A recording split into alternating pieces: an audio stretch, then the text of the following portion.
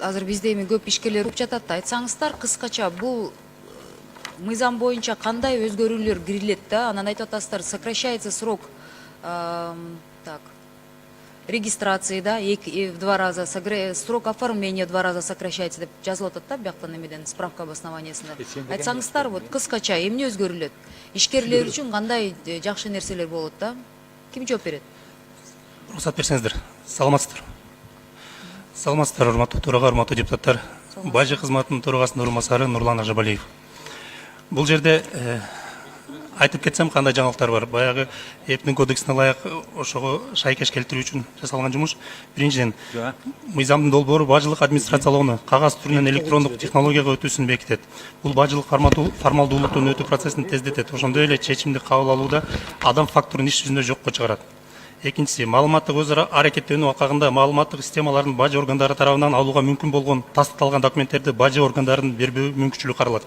Бул жерде мисалы азыркы күндө баягы сертификаттарды алып келип бизге тараткан болсо, баягы маалыматтык кызматташуунун алкагында эгерде башка ветеринария болобу, санэпидемстанция болобу, ошолор тарабынан берилген кагаз маалыматтык кызматташуу алкагында ичинде болсо системада, биз ошол жактан эле көрүп алабыз. Кагаз түрүндө тастыктоонун кереги жок болуп калат.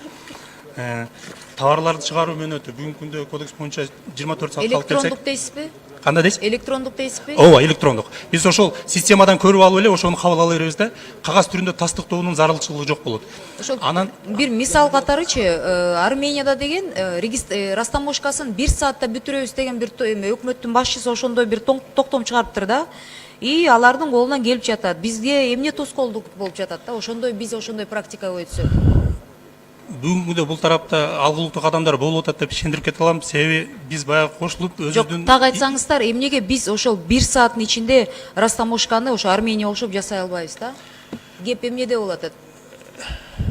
Кеп эгерде ар бир тариздөөнү карап чыга турган болсок, анда 1 сааттын ичинде болгон тариздөөлөр деле жолугат.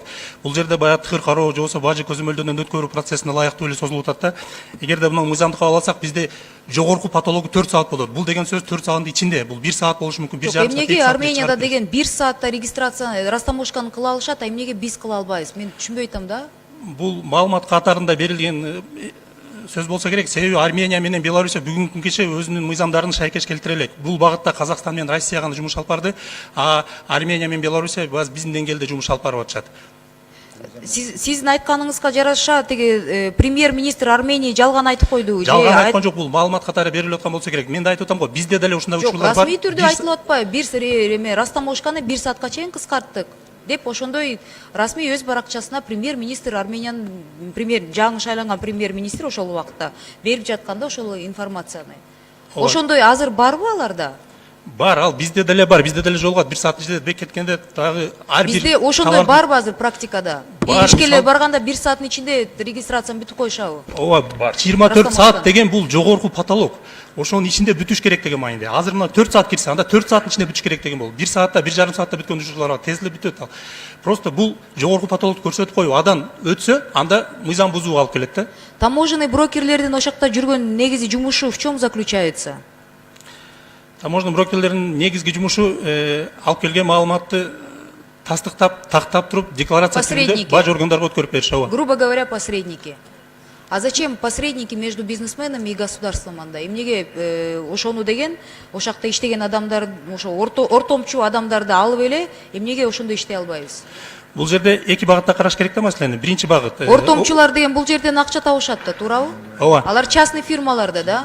Ооба. Бул деген сиздин оюңузча бул аффилированный ошо таможняда силерде иштеген адамдар менен биргелешкен бир коррупциялык схемага окшошпойбу сиздин оюңузча?